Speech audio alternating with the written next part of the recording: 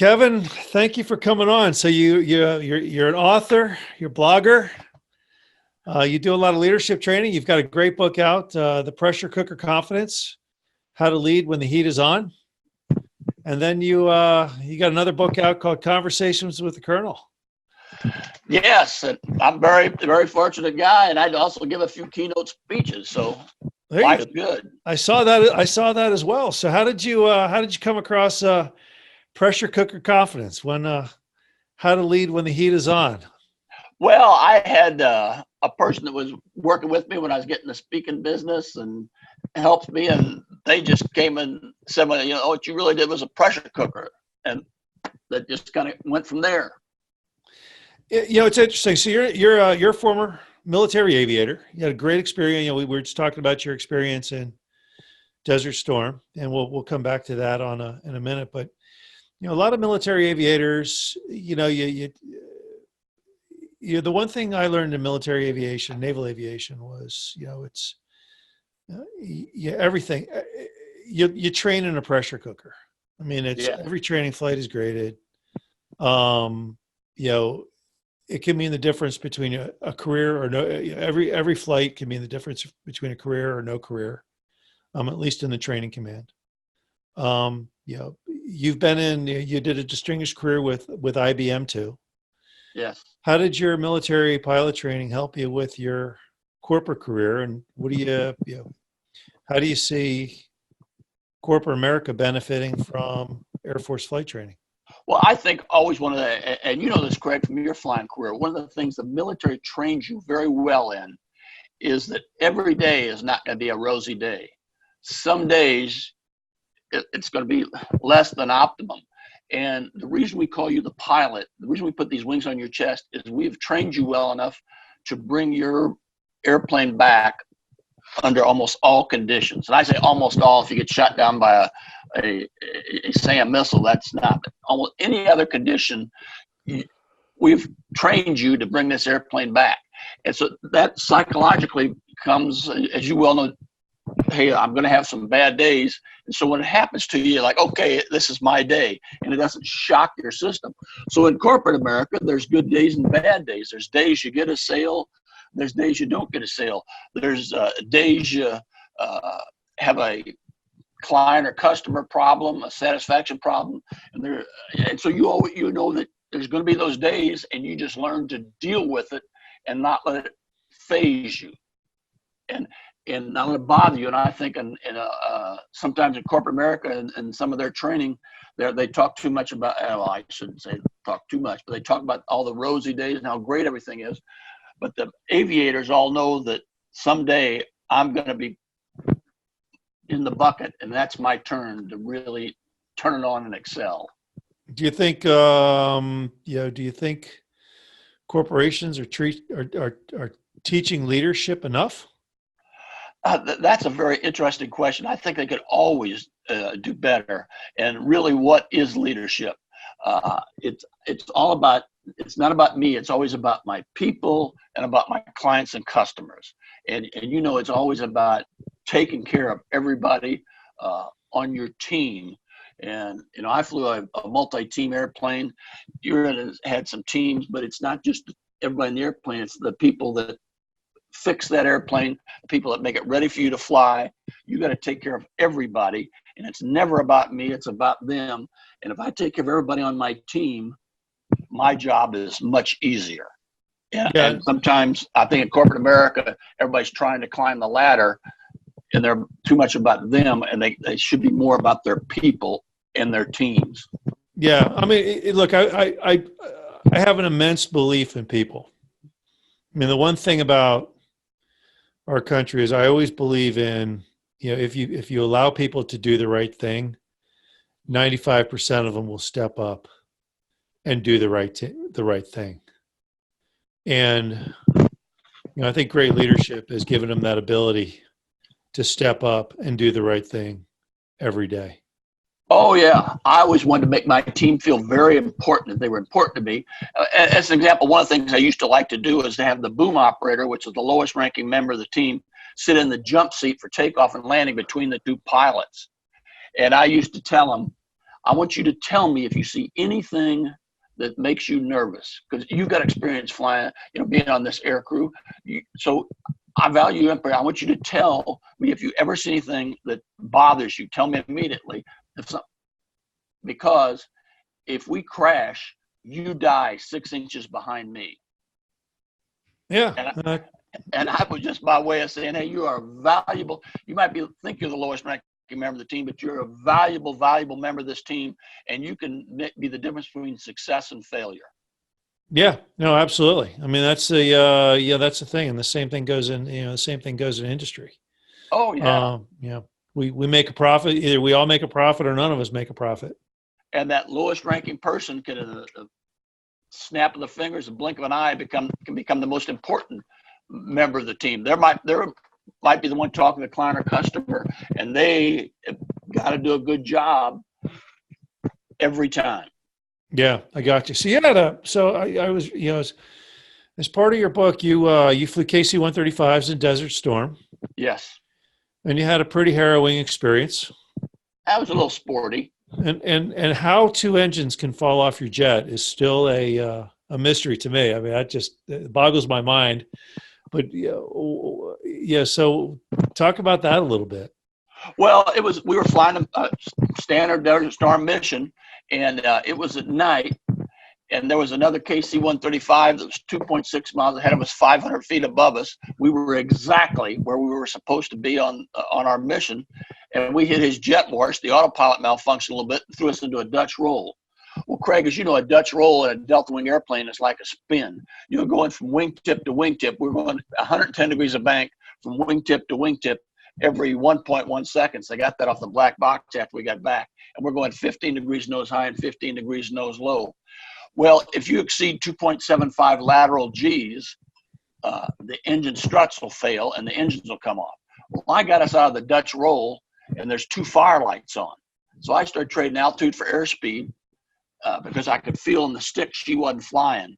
We're going down, and I tell the co-pilot to start dumping gas because we had almost 190,000 pounds of gas on board. And I said to the old boom operator, I said, Steve, run back there, scan that left wing, tell me how bad the fires are. And he came back very quickly and said, they're not on fire, they're gone. And so no engines. Port side? Port side. You're just testing me. I'm an Air Force pilot. You want to see if I knew what the old port was. There you go. So left engines are gone. So, your training kicks in. Yes. And you dump 180,000 pounds of gas. Not quite. We dumped about 170. We saved a little bit to make it back. Okay, we won't tell the environmentalists about that, but that's pretty fascinating. You're able to get rid of 170,000 pounds of gas. Well, we were over the desert, over there in Saudi Arabia and Iraq. We're over the desert, so there wasn't, a lot hurting to the environment. How much, how much emergency procedures? How much of this is emergency procedures practicing, and how much of this is just flying the jet?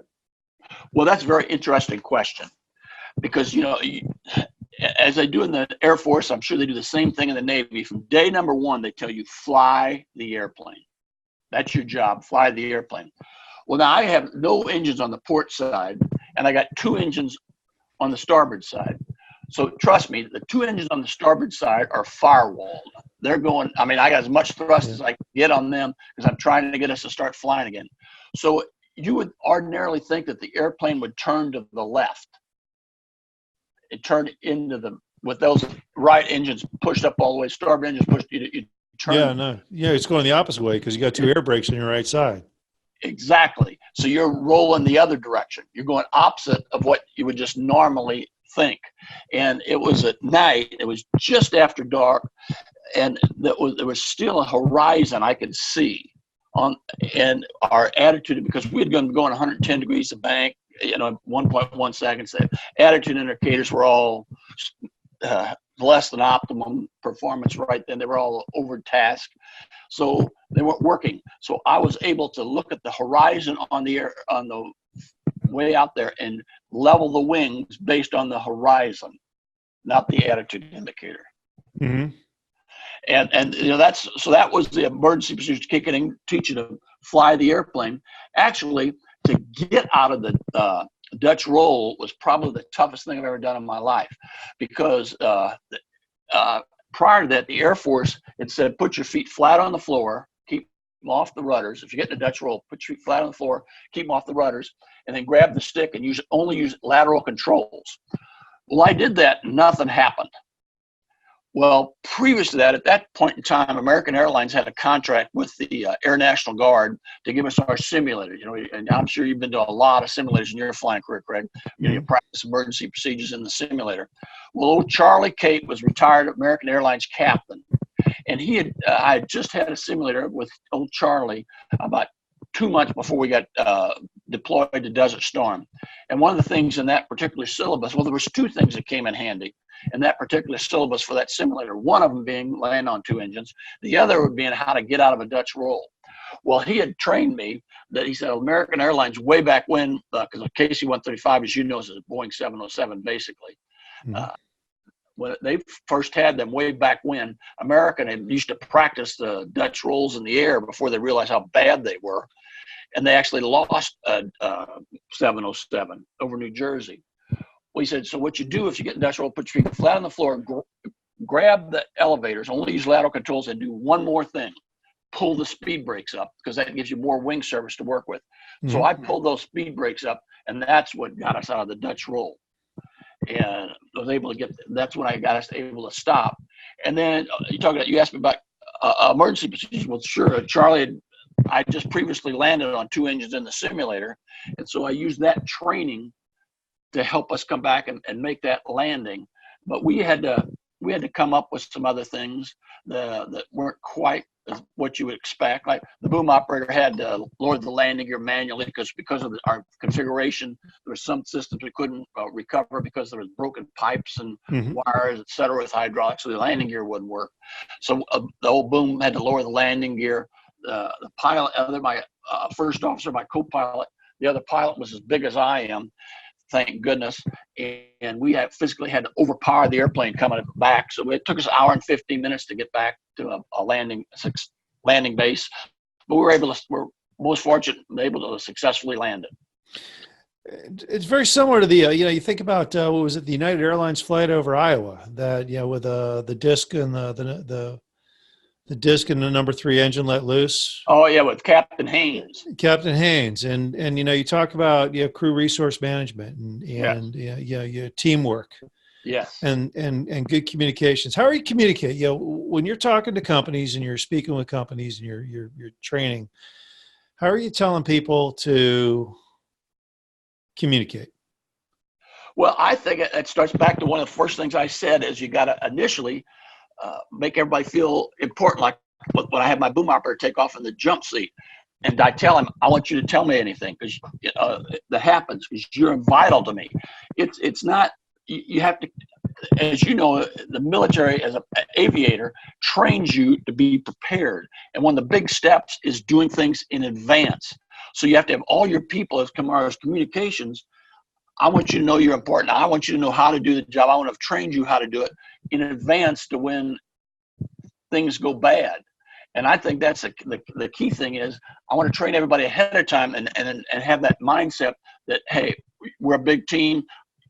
I'm leaning on you when things go bad, be able to do it. And so it's not so much communication at the time, although that's important, but it's the communications and the training you've done in advance of a particular situation that really makes people be able to excel or have a hard time. Yeah, no, look, to me, today, the issue I have today is people want to text.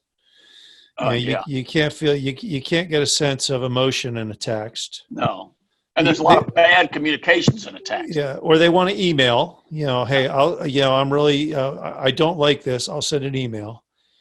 And then I think about, in an airplane, I could write volumes I could write volumes on communicating in 5 words or less.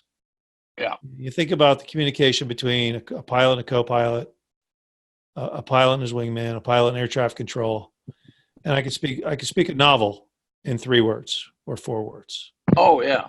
And the one thing that I would love people to do is like, hey, look, communication's pretty simple. Say what you want to say, keep it sweet, To the point. and understand to the point, and understand what the other, understand the other person's role in the in the dialogue. Oh yeah. Lower the landing gear. Lower the landing gear. That's pretty. Flaps. 40. It's just very simple words in a cockpit, but they transpire a lot, and it's all back to I've been trained on what they mean, and so you don't have to explain it to me at the time because we've done all that work in advance. Absolutely, yeah, no doubt, and it's all about advanced training. Do you when you were writing your book, do you talk about the benefit of real communications, real training in the boardroom or in the sales process or in a business transaction?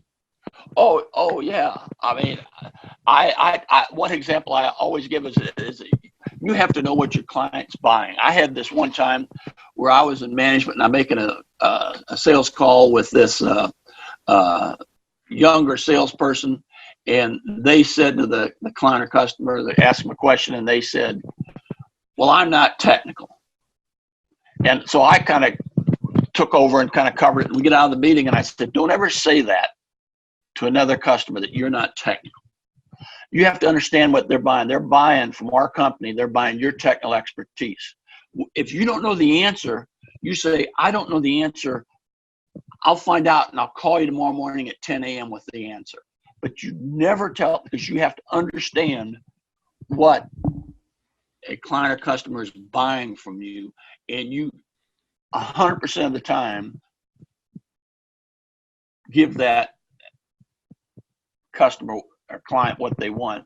And but it's okay not to know something. Nobody knows everything, but when they ask you a question, you answer it, or if you don't know the answer, you tell them when you're going to get back with them, and then by golly, get back to them at 10 a.m. tomorrow morning if that's what you say. Oh yeah, I mean that's basic follow up. The other one I love is what's it cost? And the answer I always tell people is, are you buying? I mean, are you buying? If you're not buying, what it costs is irrelevant. Yeah. If you are buying, let's talk about what you're buying, and then we'll figure out the price. But that's it. So how should people lead when the heat is on? I mean, leadership is a lot of different things. Well, I still go back to what I've said earlier. I mean, I am very big on it. It's not what you do at the time of the crisis. It's what you've done prior to that, so that everybody looks to you, and you have to be willing and look at it as an opportunity to take it over. And I look back, and we were very fortunate, Craig, to make it. We were in tough shape, but we all knew it. But I had set my crew up to that they relied on me and they had confidence in me to be able to bring it back. And that's all done ahead of time.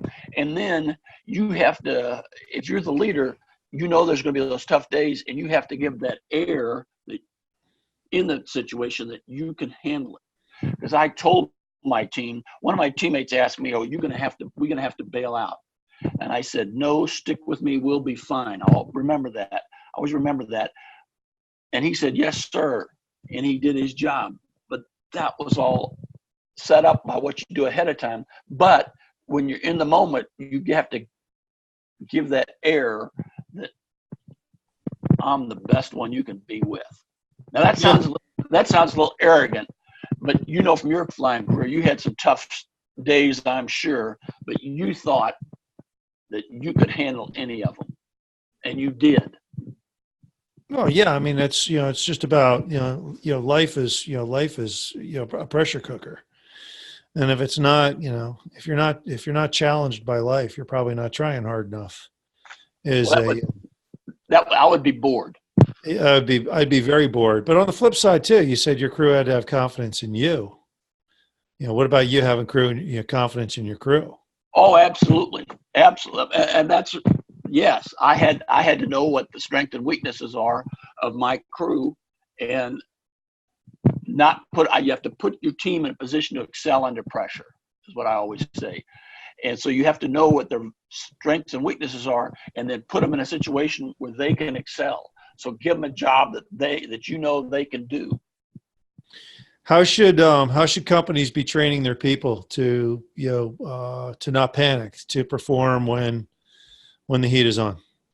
Well, I think I said earlier that military does a great job of convincing you that every day is not going to be good. So hey, what makes people excel and what makes separates the men from the boys and the girls from the women are the days it's tough. Who wants to step up to the plate and say, hey, you rely on me. I'm an old college basketball player, and I wanted to shoot the free throw with 2 seconds to go in the game to win. You have to give everybody that attitude that I want to be the one that you rely on. I want to be the go-to person. What do you do with the people that don't want to be go-to?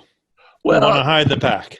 Well, everybody can't want to be that go-to person. You put them in a job where there's always somebody that can help them, but they can't get to that executive level, and that's fine. There's people that want to be that, and there's people that not. You have to understand what everybody's real wants and desires are, and then put them in a position that'll make them happy and make them want to excel. And everybody won't want to be that go-to person when the heat's on. Don't put them in that tough position.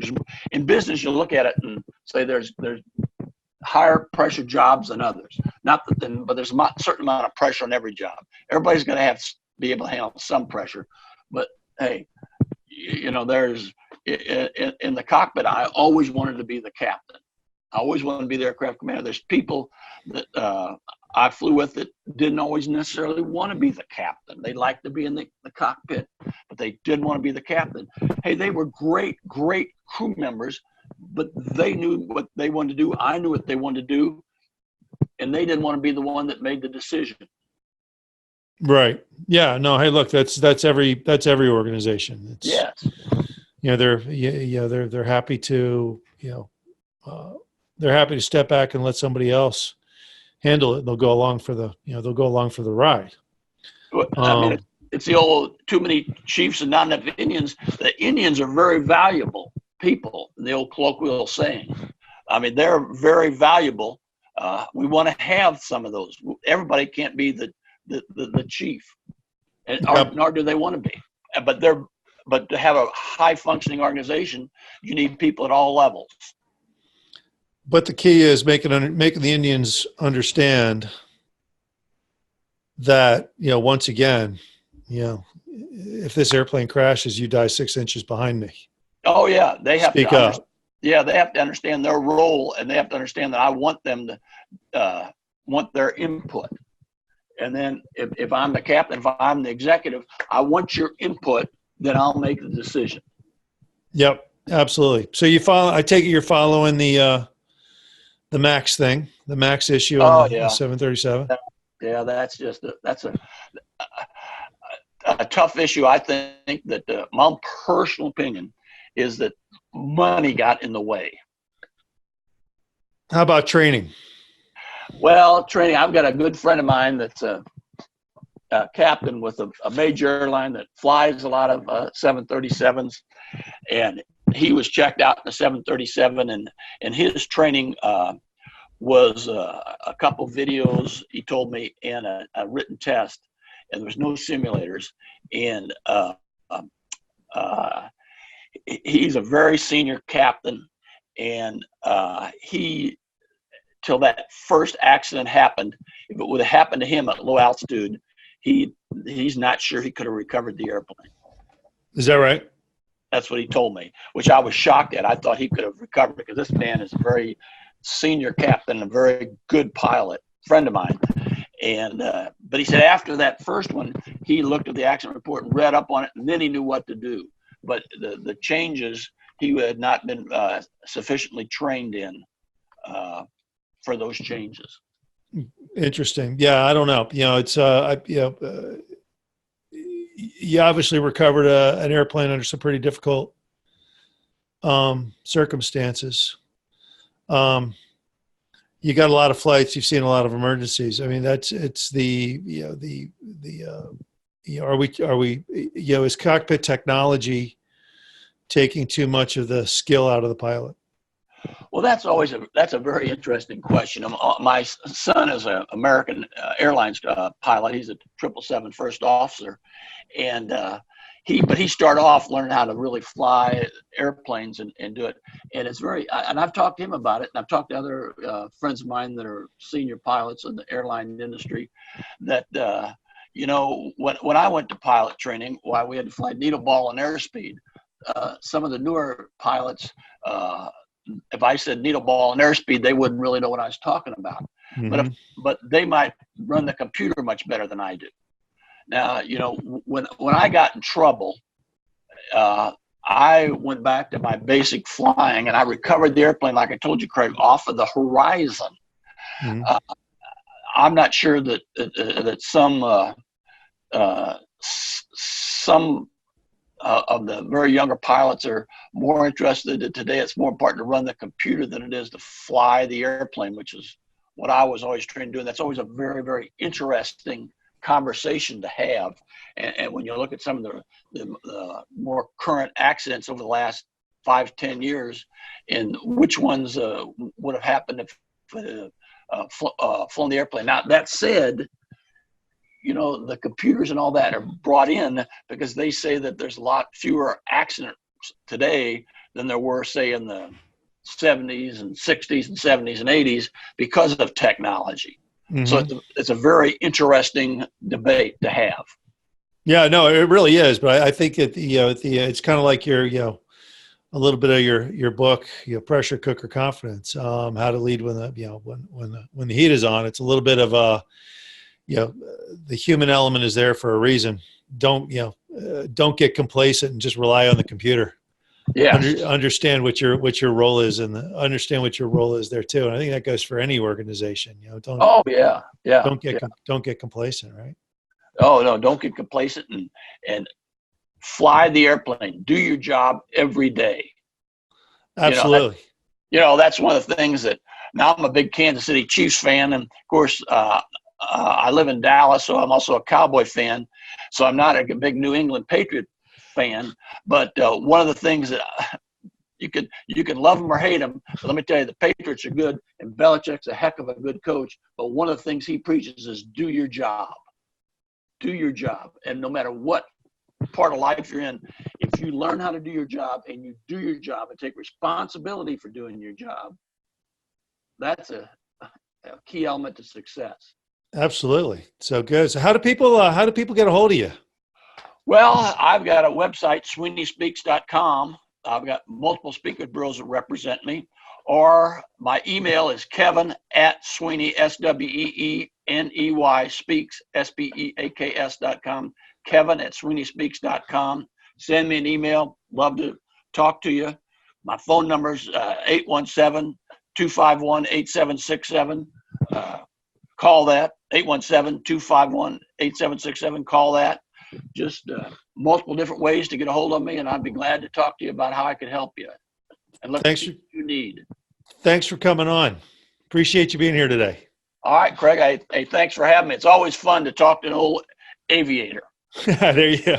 Especially ones that quiz me about port and starboard. We'll keep the old out of it. How's that? Experienced. It's always fun to talk to an experienced pilot. There you go. Sounds good.